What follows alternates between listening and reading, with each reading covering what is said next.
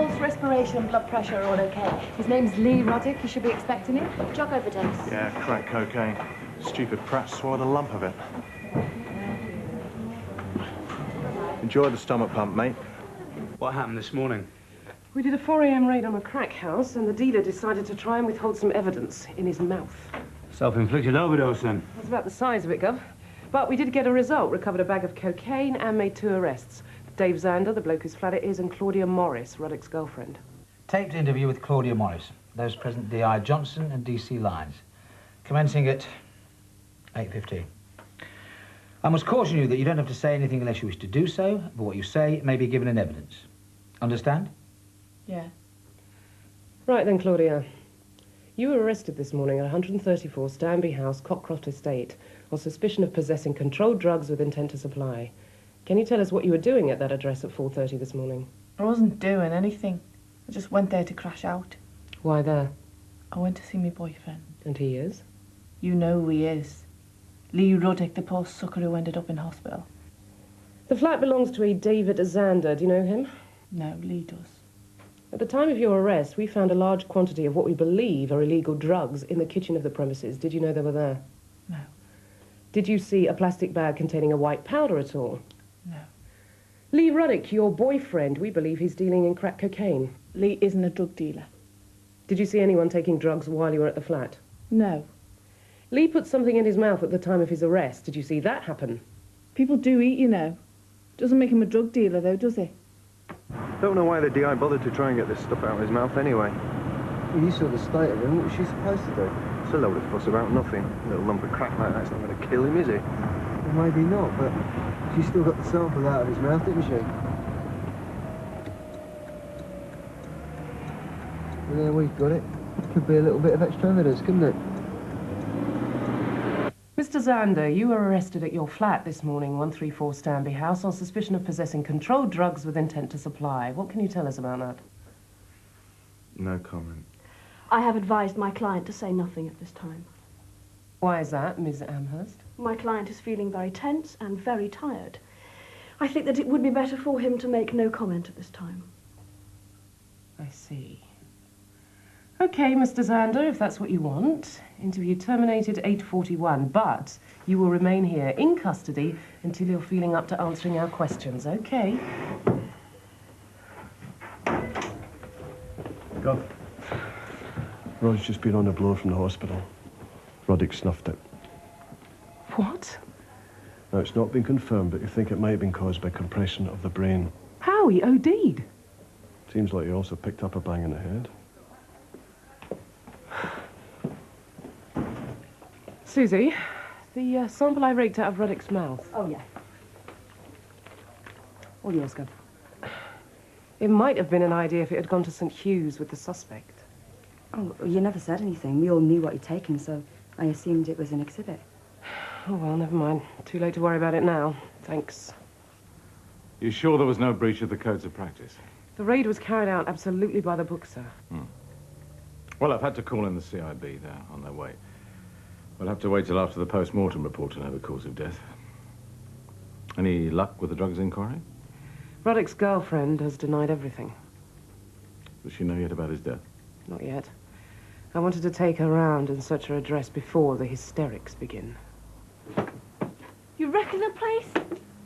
I only rent it, you know. What about my landlord?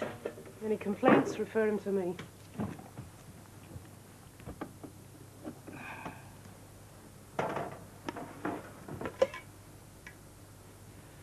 Gov!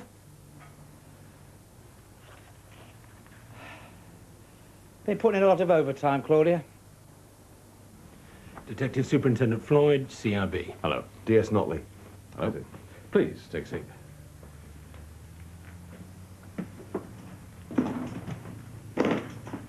D.C.I. Meadows has given us some background. Death in police custody. Lee Ruddick pronounced dead at 8:40 at St. Hugh's Hospital following a drugs raid. We'll need to speak to everyone who was involved. Yes, of course. Starting with the officer in charge.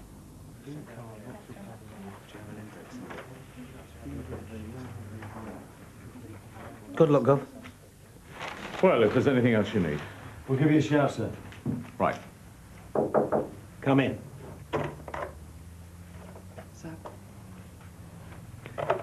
D.I. Johnson. Detective Superintendent Floyd. D.S. Notley. Take a seat. Coffee? No, thanks. We're conducting an inquiry into the death of Lee Ruddock while in police custody. The first thing we'd like is some background to the operation. I was in charge of the raid. D.C. Lines actually set it up. Here's a list of everyone involved. According to this, there were 15 personnel on the scene. That's correct, myself included. D.C. Carver and P.C. Hollis were down the drains. P.C.'s Garfield and Stamp were below the flats with dragon lights. Mr. Ruddock remained inside the flat, did he? Yes, sir, until the ambulance took him away. He was here, in the bedroom, which is where I was. Okay. Well, if you just run through what happened. We went into the room. Ruddock was here. He picked up a chair and smashed the window. I think it was his intention to throw away a lump of crack cocaine he had. He didn't succeed.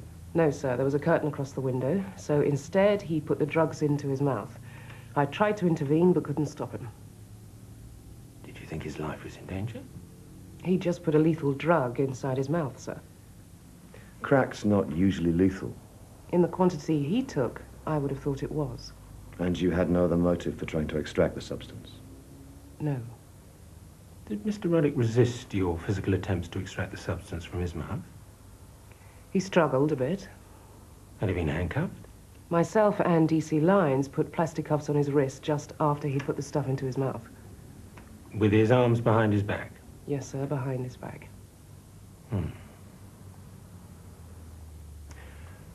Who was in the room when this struggle occurred? D.C. Lines, P.C. Quinnan, W.D.C. Croft, and Claudia Morris, Ruddock's girlfriend. They were all inside the room. Some of the other officers also looked in. I see.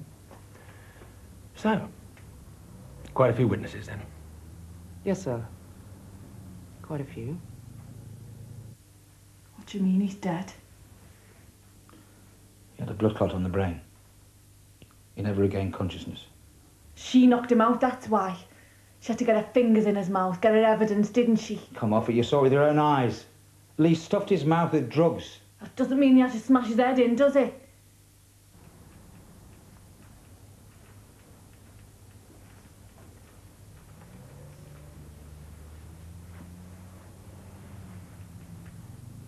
Claudia Morris has just made a complaint against you. For the time being, you're off her case. Are you saying I'm suspended, sir? I just ask you not to leave the premises or discuss it with anyone. Chief Superintendent Brownlow has requested an urgent investigation. I've called in a full CIB inquiry team. So what exactly is her allegation against me? That you're responsible for the murder of Lee Ruddock.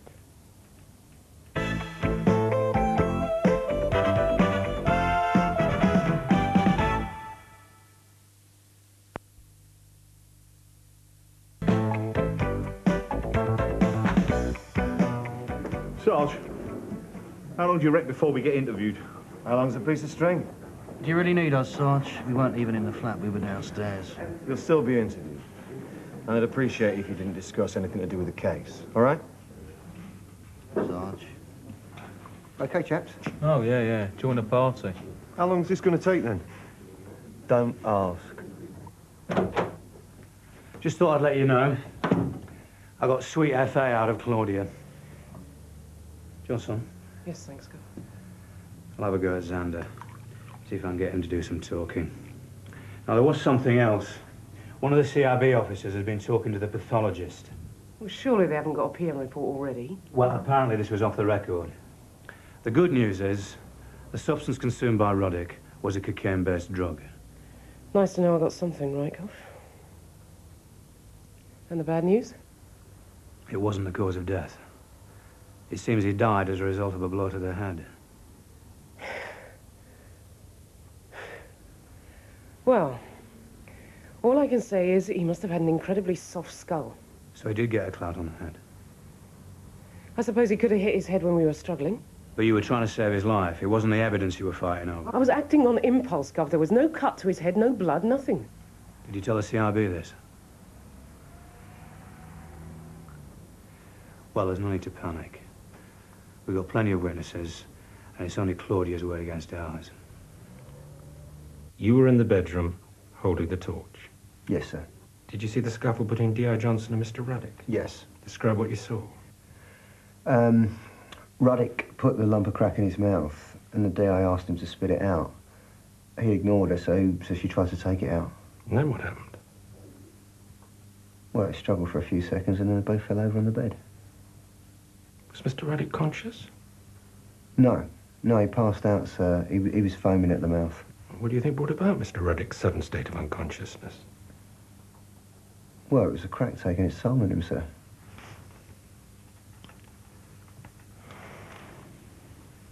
Did you see Mr. Ruddock bang his head at all? No, sir. No. No, definitely not. Thank you very much, officer. That's all. I don't know whether you realise, Mr. Zander, but since our first attempt to interview you, a man has died. Who's died? Your mate, Lee Ruddock. He ain't my mate. Mr. Zander, if you're not ready to answer questions, then I suggest you say nothing. So what was he doing in your flat between 5:30 yesterday tea time and 4:30 this morning? He just gave me a belt and showed up. So what was he doing in your place all that time? This and that. Watching telly, you know. Look, Mr. Zander, a man has died, so I'll put my cards on the table. Was Lee Ruddock dealing drugs from your flat? It doesn't matter what you say, you can't hurt him, Dave. I don't want to speak bad of the dead, but he was taking the urine.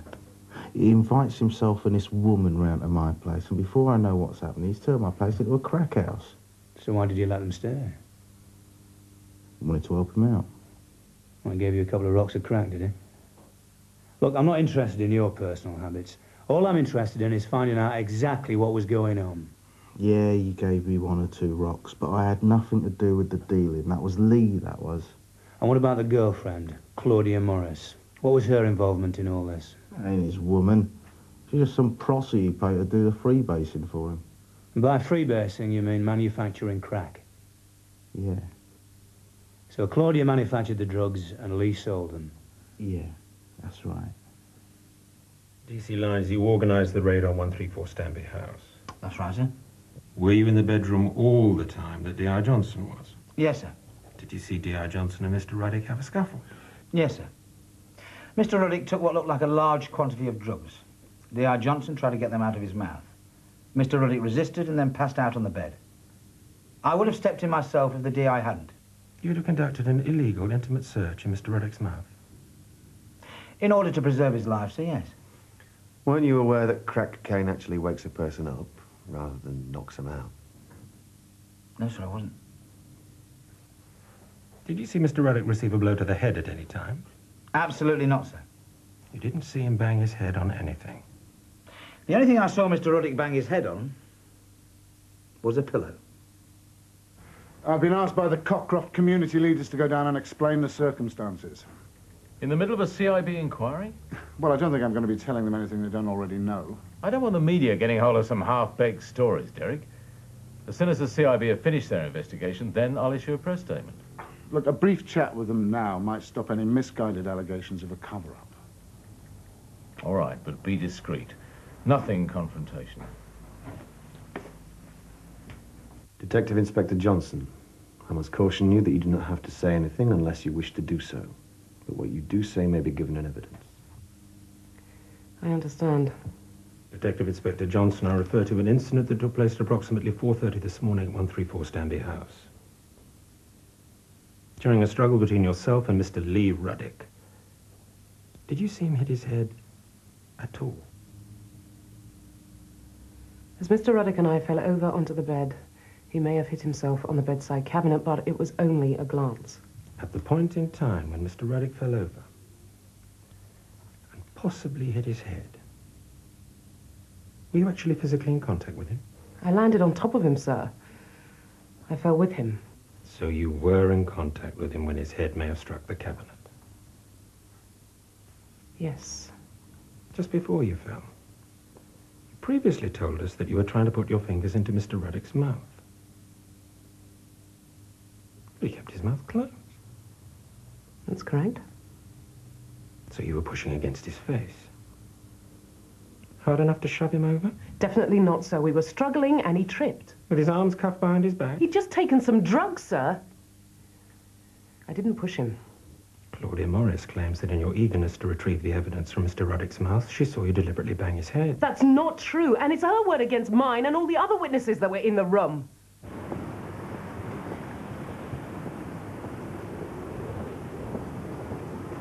Ah, Neville. Derek, thanks for coming down. That's right. Look, I thought it best if you had an informal chat, then I could let you in on a few facts. All right. Come on in. I hope you don't mind Lee's family sitting in with us. Chief Inspector Conway. You know the committee members? Yes.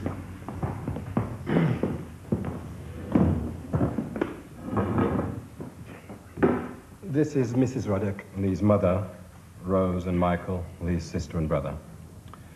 My condolences. Over to you then, Derek.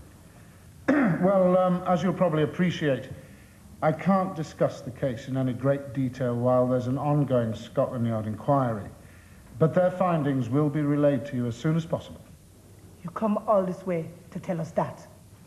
What we'd like to know is why a flat on our estate was raided and how Mrs. Ruddock's son perished as a result of that raid. I can't answer those specific questions at this time, but if you wait for the report... How comes a load of coppers went into the flat and my brother comes out dead? I'm afraid, at the moment, I don't know the answer to that. He had bruises. The blood clot on the brain. Are you telling me that nobody know how that happened? I'm saying we won't know until after the inquiry. It's just a whitewash. Don't bother to say anymore. I'm not stupid. You can't pull the wool over my eyes. I'm not trying to, Mrs. Ruddock. Whichever one of you did this, they're dead meat. I thought it only fair, sir, to let you know the situation. Having interviewed all the witnesses, I'm sending my report to the D.P.P. The Police Complaints Authority might request D.I. Johnson be suspended from duty. On what evidence? Apparently not one of the officers in the room at the time saw Mr. Ruddock fall over and injure his head. And that seems somewhat suspicious to me, don't you agree?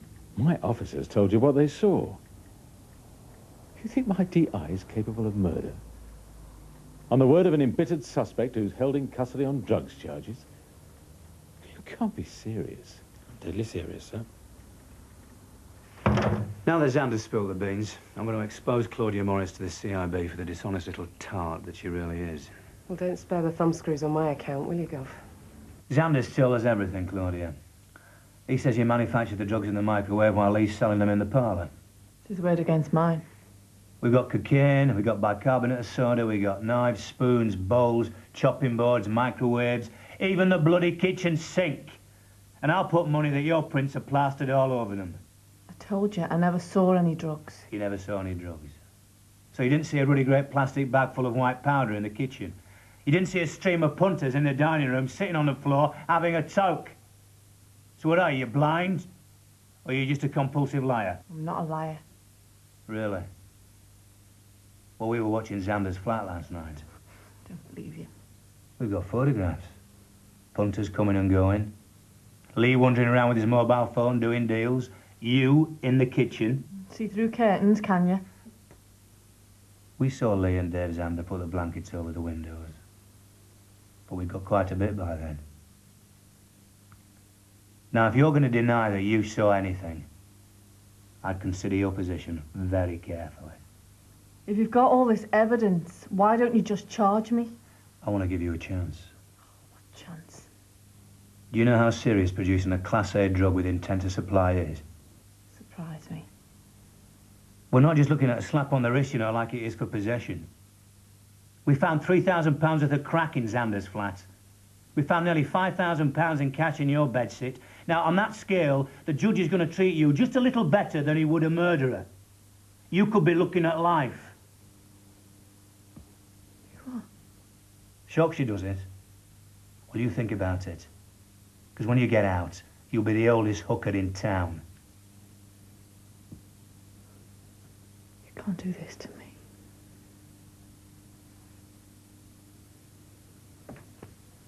What do you want me to say?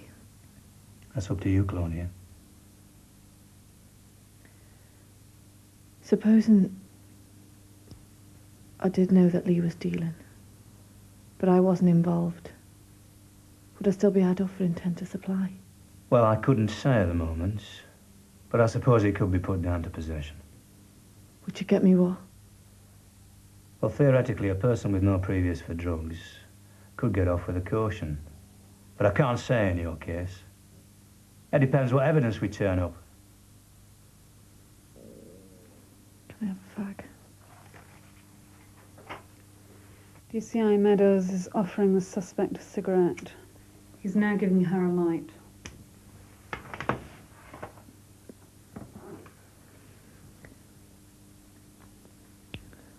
I did see what Lee was doing. And what was that, Claudia? He was washing up crack in the microwave. Manufacturing crack cocaine? Yeah. And what did he do with it? He sold it. People came round to the flat and he sold it to them. But I had nothing to do with it, and that's the truth. So earlier when you said you hadn't seen any drugs in the flat, you were lying. For the benefit of the tape, the suspect is nodding her head in agreement. And you were lying when you said you didn't know that Mr. Lee Roddick was a drug dealer. Yeah. You do a lot of lying, do you? Yeah. When it suits me. Claudia Morris has withdrawn her complaint. Rather a sudden change of mind, isn't it? Oh, she's a very impulsive girl, sir. Sign that, please. You understand you're being released to reappear at the station in a month's time, when it'll be decided whether you're charged or not. We'll see, shall we? Okay, Narika.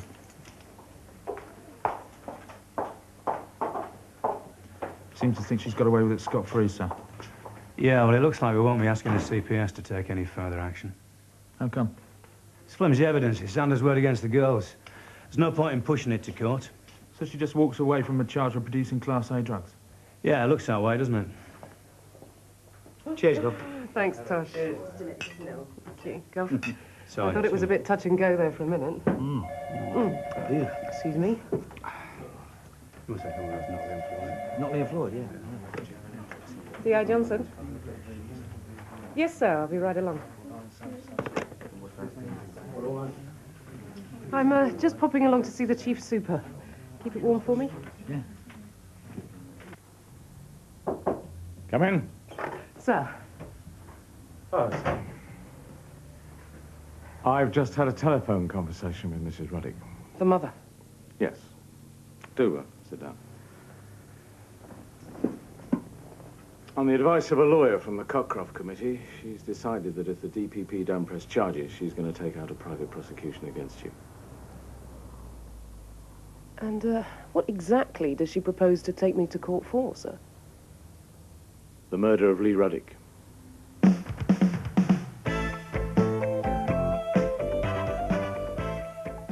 D.I. Johnson will go on trial on Tuesday, the 18th of October, in a special hour-long episode to mark the bill's 10th anniversary.